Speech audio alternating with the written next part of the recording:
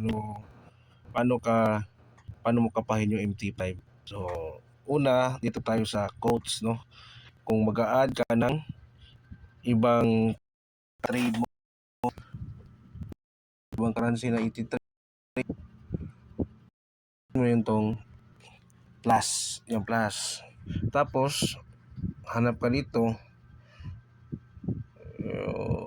sa Forex, kung gusto mo mag-trade ng ibang pairs, kung ayaw mo ng gold, so hanapin mo dito, pindutin mo lang yung plus, no? Pindot mo dyan, automatic na yan, makikita mo na yan dito sa ilalim. Ayan, no? Pero sa ilalim, ganyan lang siya. Tapos, itong chart, visit tayo sa chart. So, sa charts tayo. So, itong nakikita mo sa itaas, ito, yan, sa itaas, nakita mo dyan, ito para measure po yan, no? O measure mo, para measure po yan. So, okay lang yan kahit mapindot mo yan ng accidentally, no? Wala yung effect sa ano mo, sa entry mo. So, nagmi-measure lang po yan. Tapos, ito.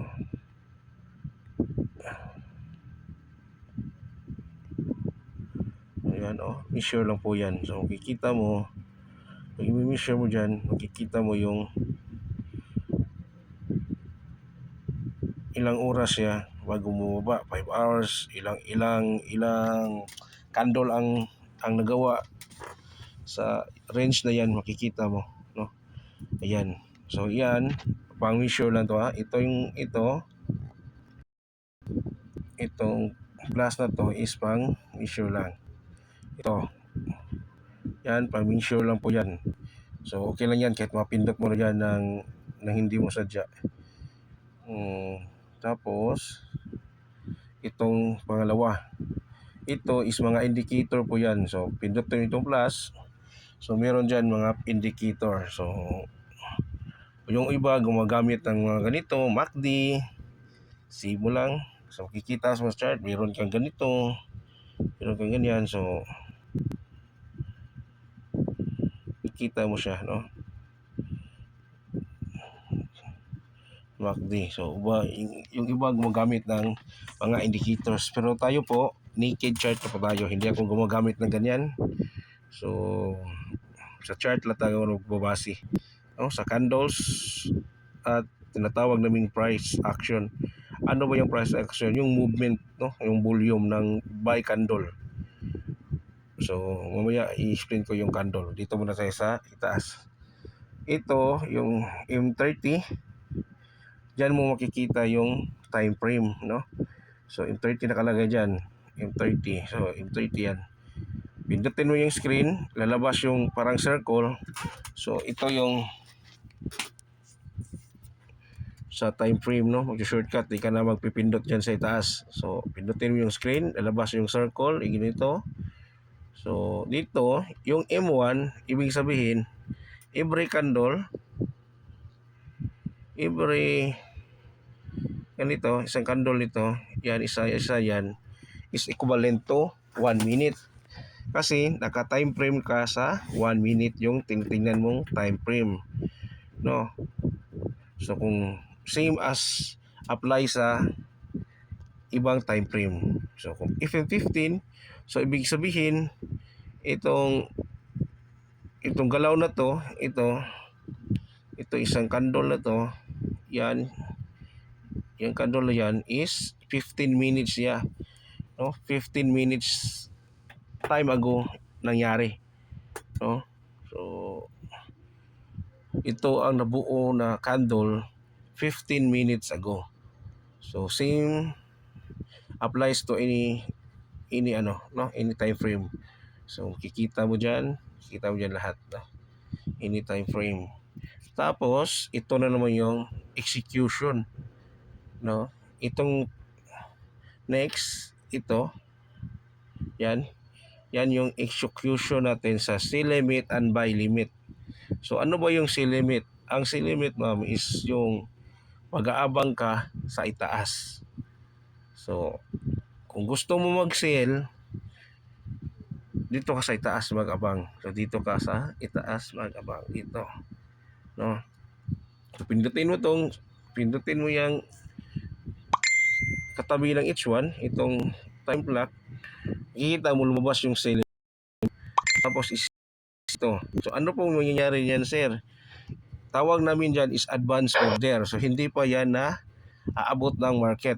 So ibig sabihin, kahit busy ka, kahit marami kang ginagawa, pwede kang mag-entry sa market, no? Sa chart.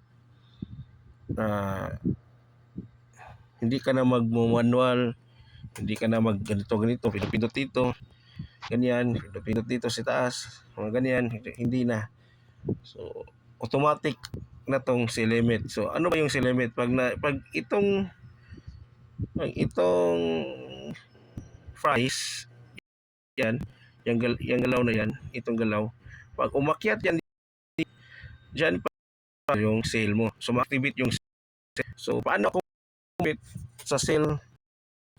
So, magpa-profit ka pag ang price ulit is bababa. Pumunta ulit dito sa ibaba.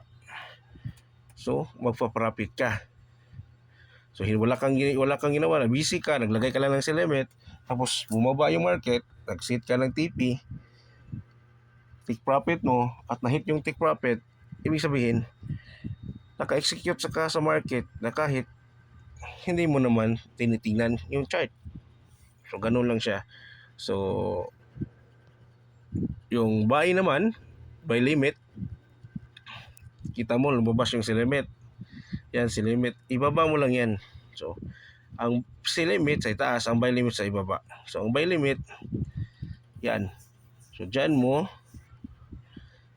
ilalagay yung buy limit mo dapat sa ibaba. No? Para pag natamaan yung buy limit mo, pag natamaan yung buy limit, ikita ka pag umangat.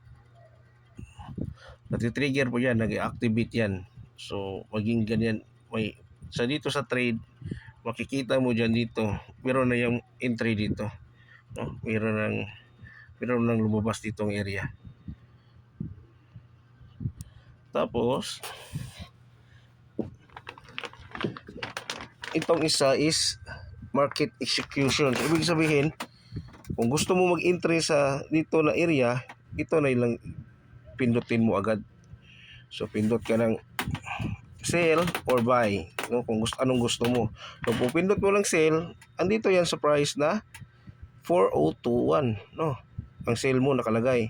Pindot ka naman buy, andan dito. So, yan ang kibahan nila sa sell limit na buy limit. Ang itong market execution is ano siya, no? Is the current price siya. So, current price na saan siya gumagalaw. So, doon ka. Example natin. Nag-example tayo ng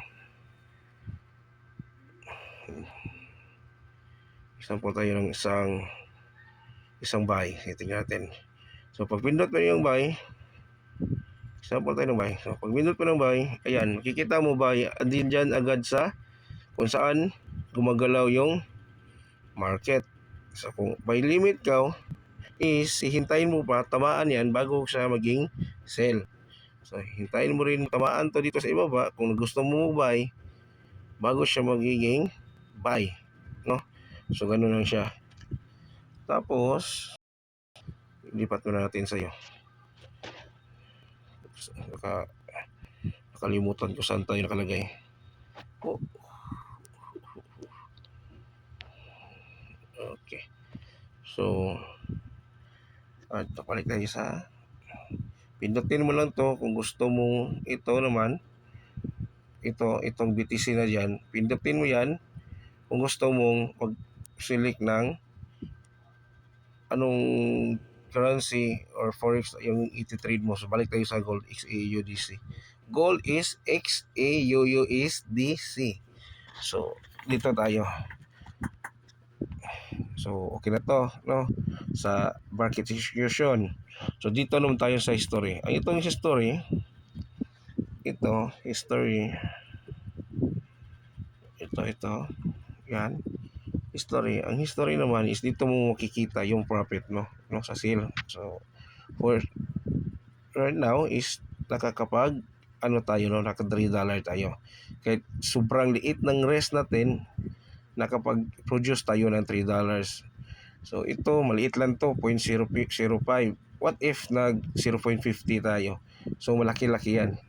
Pero yun nga lang, pag natalo naman, malaki-laki rin. So ganun lang siya. So kung ano yung ano mo, risk value mo, yun lang ang itatalo at sa light size. So okay na, no? Makikita mo kung anong trade. Sir, paano ko gusto kong i-exit yung hindi ko tulad nito. No, ito gusto kong i-exit kasi gusto ko mag out early out sa posisyon. Hindi ko nahihintayin yung tatamaan yung saan ko sit yung TP. Anyway, i-hold press close position yung nakalagay dyan. Tapos, ganun lang, no? Mag-close position. Tapos, kung marami kang order, so ito, marami kang nakasilimit, tapos na-hit lahat, na-trigger lahat, at gusto mong isabay mo ng exit is ganito. Tingnan natin dito sa kabila. So, ito. Ganito ha. Makikita mo yan dito. So, ganito. I-hold press mo yan. Tapos, kita mo close position.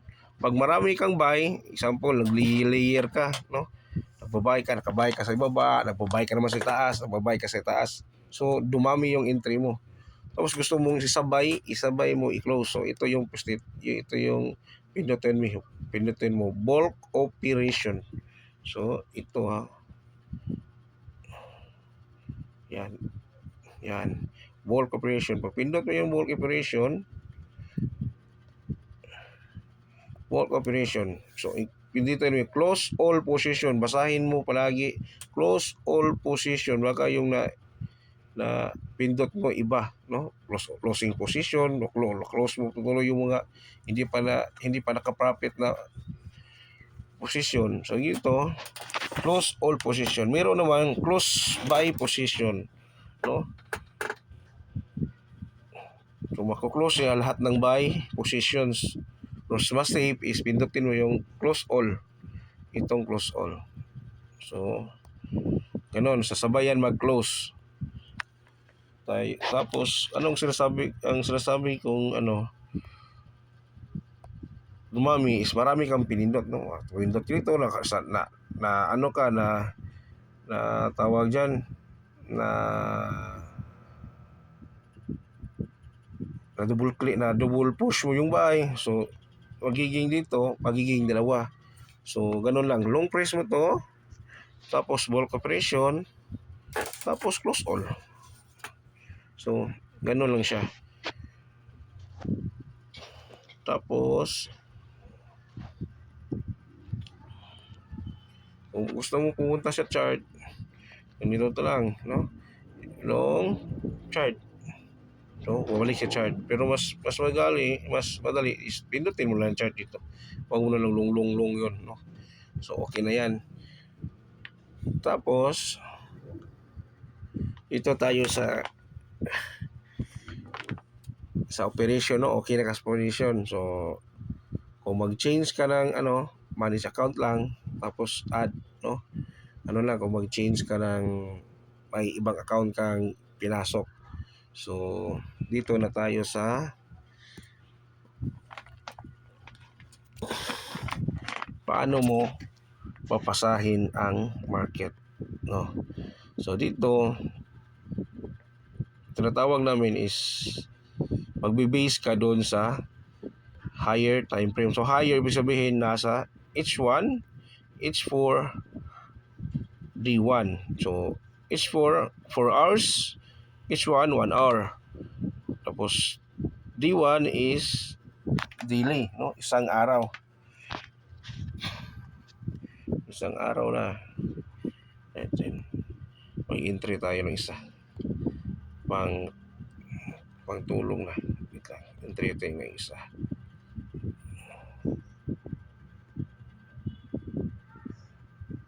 Entry tayo ng isa. Yan. Entity tayo. Dito lang. Sa taas. Yan.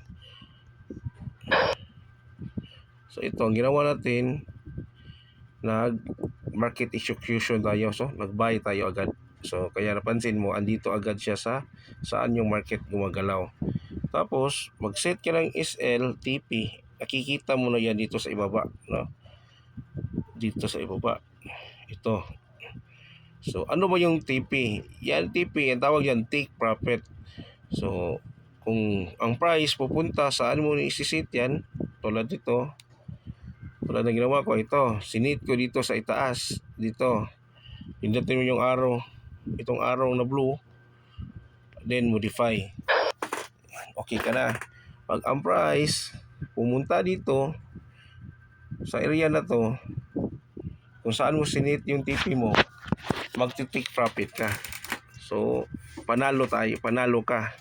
No, kung kano yung nilagay mo. Tulad dito, 125 cents.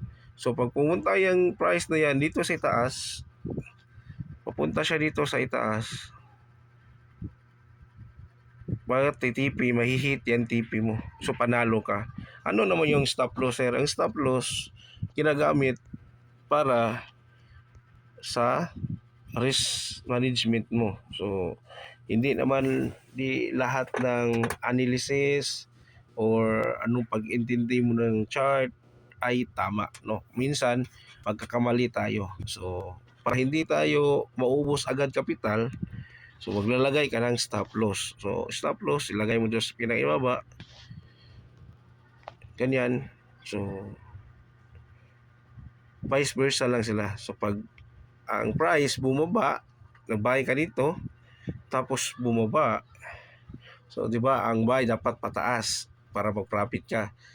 Paano sir, is biglang bumaba. So, pag bumaba, pumunta dito sa SL mo, talo ka ng kung kano yung ilagay mo SL. Tulad dito, pag napunta yan, so talo ako ng 116. No? 116 cents. No, banda 116 cents. So tatalo ka. So ginagamit yung SL para hindi mauubos agad yung capital mo. Yung iba nakakalimutan maglagay ng SL, no? Ito, example natin, nakalimutan mo yung SL.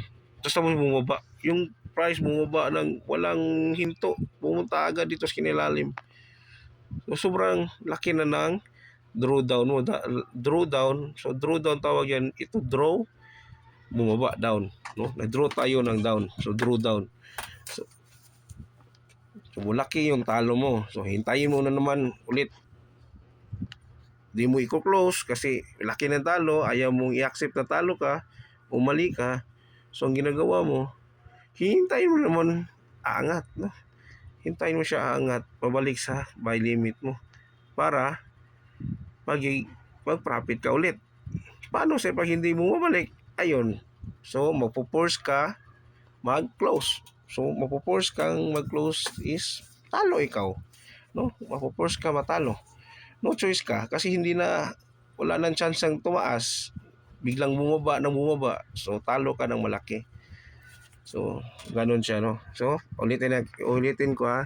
Ang take profit, ito, pag pindot mo ng take profit, lalabas yung green. Profit, green, i-set mo kung saan mo gusto ilagay, no? Kung saan ang target mong TP. So, ganyan. So, yan ang TP mo. So, dito sa kabila, same. Ang SL, ilalagay mo rin itong lalabas tong red o yellow, saan tawag dito, yellow. So, isiset mo lang kung saan siya pwede i-accept mo na talo ka, no? So, ganyan lang. Tapos, itong lot size, itong lot size, makikita mo dito sa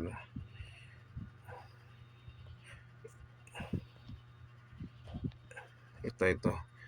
So itong lot size, ang pinaka low risk is 0.01. Kano yan yung 0.01, sir? So ang 0.01 is every angat ng market ng 10 pips. Ano ba yung 10 pips, sir? That is a tick, no? Tick. So ibig sabihin, kung makikita mo dito sa kung makita mo sa imuan, to umaangat yung price. So every 10 ticks plus 1 po yan ng price. Example, yung ito, yung buy limit, yung buy mo is 4022. So magiging para manalo ka ng $1 is magiging ano siya, 4023, no? So every 10 tick pips plus la, so every 10 pips is mapa-plus mo lang sa last digit ng price. So nanalo ka ng $2, so plus 2. So 422 plus 2 magiging siyang 44444. So ang price aangat siya dapat sa 424.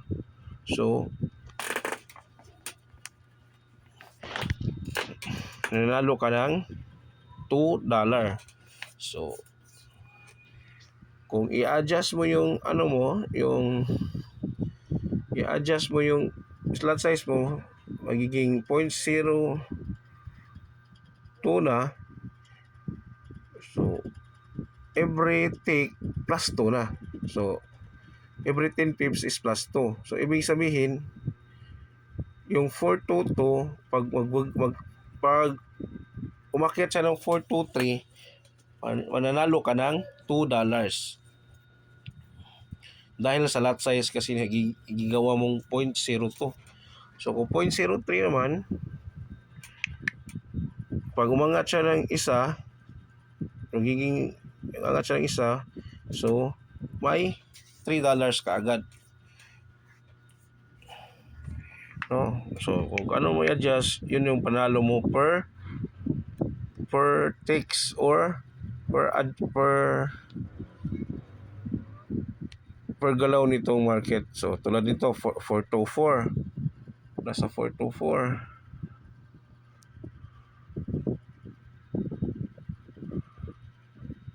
Sa 424 pag umakyat na 425, so mapapansin mo dito sa blue, umakyat din rin yung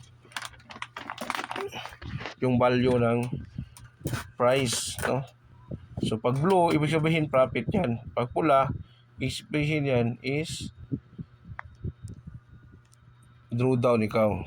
So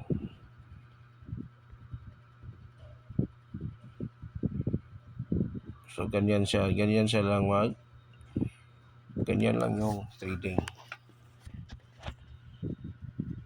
So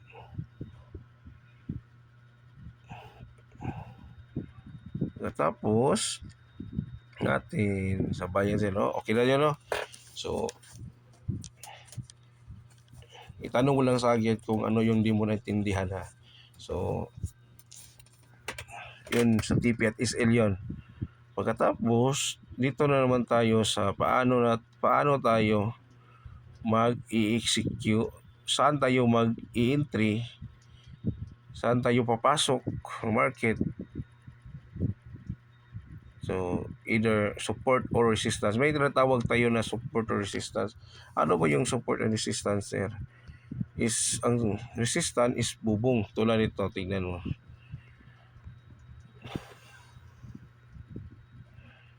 Okay. Tanggalin natin yung MACD para malaking screen. So ganito yung support and resistance. So tanggalin muna natin to para plain. So ganyan. So support resistance. Ang support resistance is kung sa pinakataas na candle na to, at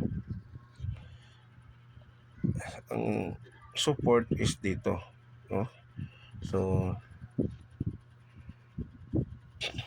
ito sa candle na to, andito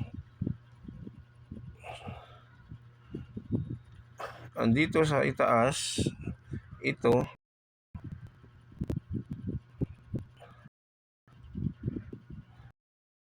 sa itaas, dyan yung resistance. So dyan ka magsisell, no? Kung hanap ka ng setup ng sell, dito ka sa itaas na yan, sa candle na yan. Pag buy naman, dito ka sa ilalim, no? Dito ka sa ilalim, dito ka magbabay. So ganyan siya. Ang resistance is rooftop, ito resistance, ito naman yung support, no? Pag sa support, buy. Pag sa resistance, sell, no? Diyan diyan ka mag-i-execute, no? Sell and buy.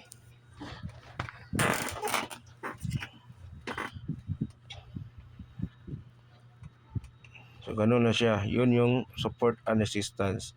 So ano ba yung ginagawa ko?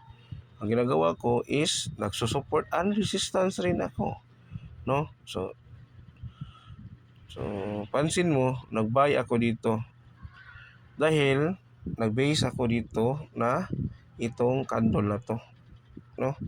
So ang resistance sa candle na to, kung lagyan natin ng linya, ito, so, okay. Lagyan natin ng linya to, linyahan natin, taas, tinaka, baba, no? So napansin mo yung price andito na. So kanina ang price is dumiretso dito sa pinaka support ito, no? So napapansin mo diyan, kung titingnan mo itong area na to, yan nagbo-bounce yung price, no? Napansin mo nagbo-bounce yung price. Bounce, ibig sabihin umakyat, no? Kung ganito yung price, every time na tumama siya dito, is nagre-react pa itaas. So kaya ito is support. So kanina naglagay tayo dito ng buy, nag-profit tayo ng buy, no? So ang profit natin ng buy, no? Pero itong buy, nakapag-profit tayo kasi andito tayo kanina naglagay sa ilalim.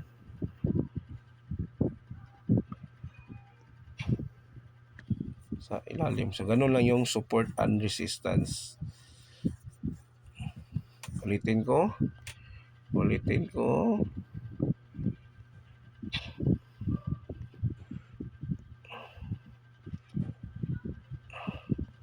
So ulitin natin ha. Yan. So naka-high time frame tayo eh. So H4.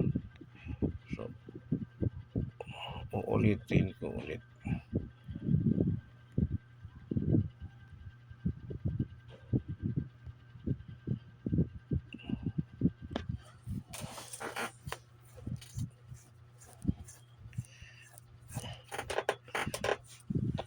Ulitin ko ha. Sa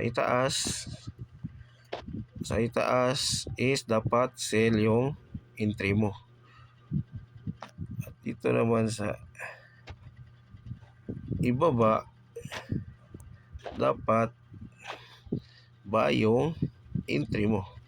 So ang tanong, paano sir mo malalaman sir na yung price is aakyat, no? Paano mo malalaman sir na ang price is aakyat? Paano mo malalaman sir na ang price na bababa? Tulad nito, kung makikita mo dito, ito, ano mo nalaman? So by candle ka. So ito, first candle, last drop, yan na candle. Dapat ang kasunod niyan, ito, itong kasunod ito is mag-iwan ng wick tulad nitong ginawa niya. Wick. Tapos, i-break niya yung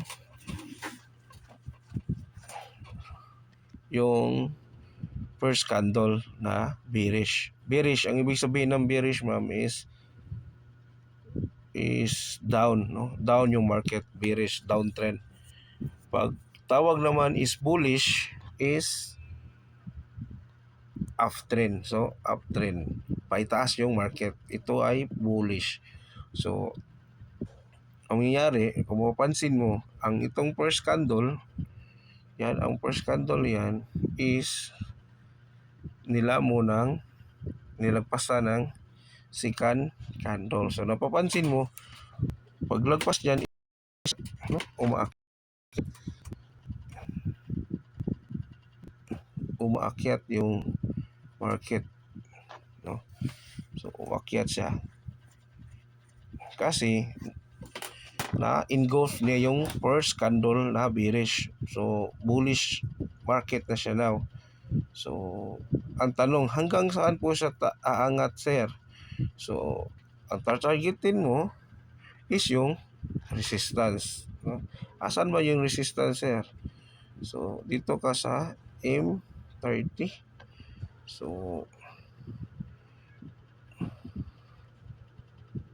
sa M30, sa high time frame tayo mag-base. So, andito sa itaas, no? Ito. Dito. So, andito sa itaas yung resistance. Di ba? Resistance yun. So, every time magbabay ka, ang tatargetin mo na area para sa TP is resistance. Pag nakasell ka naman, dito ka naman sa itaas, dyan ka naman, is ang i-target mo na TP is paibaba. So, ganun na siya. No? Tapos, meron tayong tinatawag na 3 wave ng market, no? So, unang wave ng market is itong bullish, no? So, itong bullish na price action. So, ito tawag natin yan uptrend, no? Uptrend. Ito namang baliktad, ito namang paibaba, tawag niyan is down trend. So, bumaba. Ano bang sekreto nito, sir? Tingnan mo yung lahat ng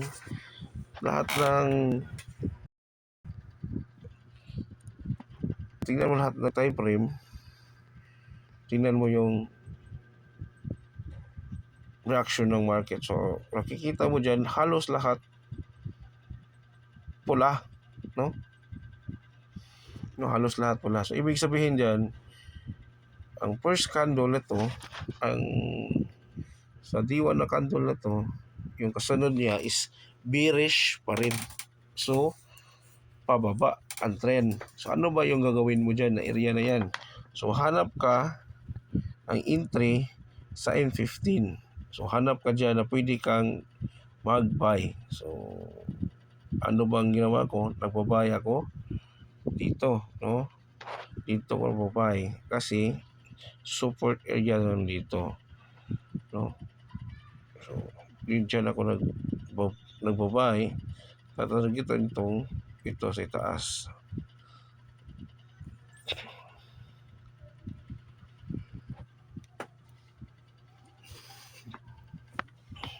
So, ganyan lang siya, no?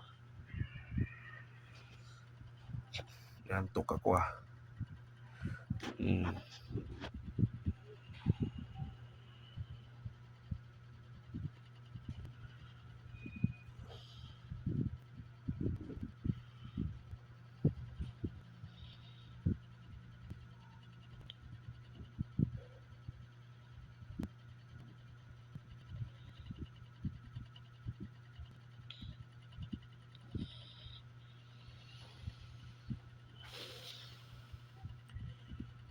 Nantok ako. So, ganun lang, no? Tapos, may tinatawag na tayong ipangatlo is ang consolidation market. Ang consolidation, ito yung nangyayari, no? Gumaganyan-ganyan lang yung market, oh. Yan yung consolidation. Consolidation. So magte-trade ka ba dito, sir? Hindi, no? Hindi ka magte-trade dyan kung gumaganyan-ganyan na yung market kasi mauubos yung capital mo. So i-trade mo, sasabayan mo yung market volume, ang uptrend. So ganito yung uptrend. Ang uptrend, yung nakita ko kanina, napaangat, yan yung uptrend. So ang kabila naman, downtrend. So ganyan, no? Downtrend. Yung isa is konso. So ganyan na siya, konso.